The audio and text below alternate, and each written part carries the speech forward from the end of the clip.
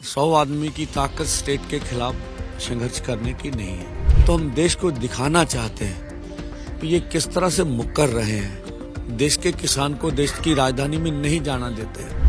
ये हम डंडौत करते भी जाए ना तो भी हमें दिल्ली जाने नहीं देंगे। हम इस वक्त शंभू बॉर्डर पर मौजूद हैं और 12 बजे आज जो है किसान दोबारा कूच करेंगे या शंभू बॉर्डर से दिल्ली की तरफ वो पैदल मार्च करेंगे। हालांकि परसों भी अटेम्प्ट किया था 101 किसानों ने, लेकिन उसके बाद हमने देखा कि किस तरह हरियाणा पुलिस द्वारा हैवी जो शेलिंग की गई, टीयर गैस की, उसमें लगभग 15-16 किसान इंजर्ड भी हुए, कुछ क्रिटिकल भी हैं। सो आज क्या प्लान रहेगा, कितने बजे जाएंगे और आज स्ट्रेटेजी क्या रहेगी? हमारे साथ हैं किसान नेता जो सरवन सिंह पंधेर। पंधेर साहब, परसों आपने कोशिश की थी लेकिन आपको जाने नहीं दिया गया।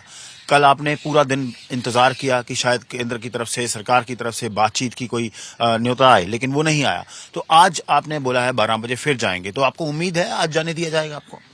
हाँ, देखिए, जिस तरह का सरकार ने आगे बंदोबस्त कर रखा है, 100 आदमी आगे नहीं बढ़ पाएगा, ऐसा हमारा मानना है। 100 आदमी की ताकत स्टेट के खिलाफ संघर्ष करने की नहीं है।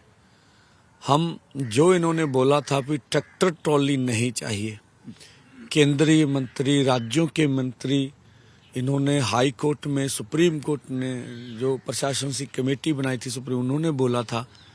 तो हम देश को दिखाना चाहते हैं कि ये किस तरह से मुकर रहे हैं। देश के किसान को देश की राजधानी में नहीं जाना देते हैं। ये हम डंडौत करते भी जाए ना तो भी हमें दिल्ली जाने नहीं देंगे। उन्हें लगता है कि हम इसे बदनाम कर लेंगे। हरियाणा के अंदर इंटरनेट बंद किया, हम लोग जो है खनौरी से तो आगे नहीं बढ़ रहे, डबवाली से नहीं जा रहे। अब कब दिल्ली पहुंचेंगे? दिल्ली के अंदर बैरिकेटिंग की हुई है। इस तरह का माहौल बना के वो बताना चाहते हैं कि उपद्रवी हैं, हमारे एक्स को बदनाम करना। उन्हें लगता है हम इनको बदनाम करने में सफल हो जाएंगे। अगर हमारा कुछ भी देश के किसान मजदूर का उनके मन में सत्कार हो, वो वार्ता करेंगे। वो वार्ता भी नहीं करना चाहते। हमने बोला था हरियाणा के अधिकारियों को भी अकेले अकेले आदमी को बुला लीजिए, अकेला अकेला आदमी चेकिंग करा के आगे बढ़ता रहेगा। पर वो ना तो हमें आगे जाने दे रहे हैं, ना हमें वार्ता कर रहे हैं। तो हमारे पास एक ही रास्ता है कि देश के कृषि के लिए, देश के किसान मजदूर के हित के लिए, जो इतना बड़ा परिवार हमारा 80 करोड़ से अधिक का, अगर कुछ भी बलिदान देना पड़े हमारे जत्थे को, तो उस बलिदान के लिए तैयार है। तो कल भी आप इंतजार करते रहे कि बातचीत होगी, तो आपका कहना है कि कोई इनविटेशन नहीं आया। तो पंधेर साहब, लेकिन ये तो डेडलॉक वाली सिचुएशन हो गई। आप 100 बंदे भेजते हैं, वो जाने नहीं देते हैं। परसों ऐसा हुआ, आज भी जो लग रहा है जिस तरह का सिक्योरिटी अरेंजमेंट है, आज भी जाने नहीं देंगे। तो ये बात आगे बढ़ेगी कैसे?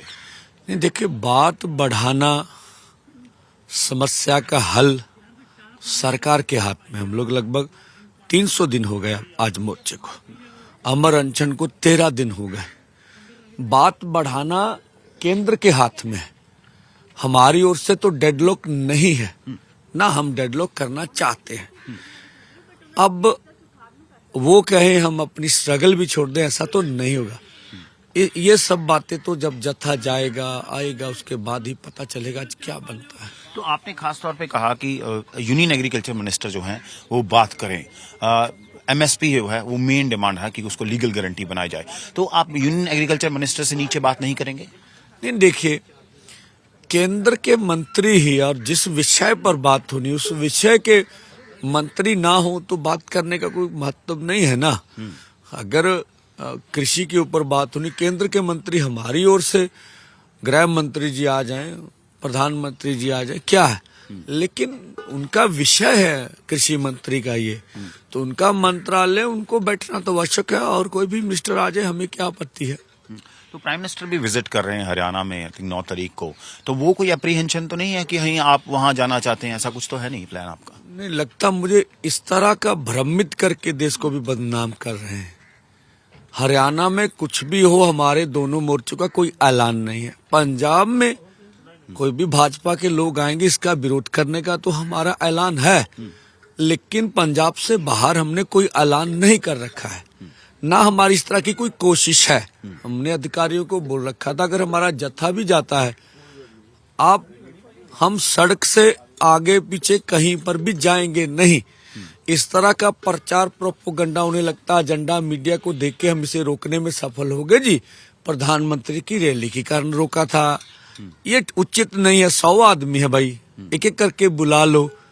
इतनी बड़ी आपकी फोर्स है, वो रोड पर चलता है। रोड पर तो लाखों लोग जा रहे हैं। अगर वो प्रधानमंत्री की रैली के लिए खतरा नहीं हो सकते तो 100 किसान कहां से हो सकते। तो पंदेर साहब, आज अगर जाते हैं और अगर आपको रोकते हैं तो फिर भी ये कंटिन्यू रहेगा आने वाले दिनों में? नहीं, देखिए ये जत्था जाएगा, क्या होता है क्या नहीं होता उसके बाद फिर विचार करेंगे। सो ये थे सरवन सिंह पंधेर, जो किसान नेता हैं। परसों हमने देखा किस तरह रोका गया किसानों को, और आज भी किसान जो है 12 बजे जाएंगे। लेकिन इनका यही कहना है कि हमारा वही संकल्प है कि हम दिल्ली जाना चाहते हैं, अपने राइट्स के लिए जाना चाहते हैं, और अब सरकार के ऊपर है कि वो किस तरह जो है आज रिएक्ट करती है जब ये दूसरा जत्था 101 किसानों का शंभू बॉर्डर से दिल्ली की तरफ पैदल बढ़ेगा। शंभू बॉर्डर से कैमरा पर्सन गिरीश के साथ असीम बसी, आज तक।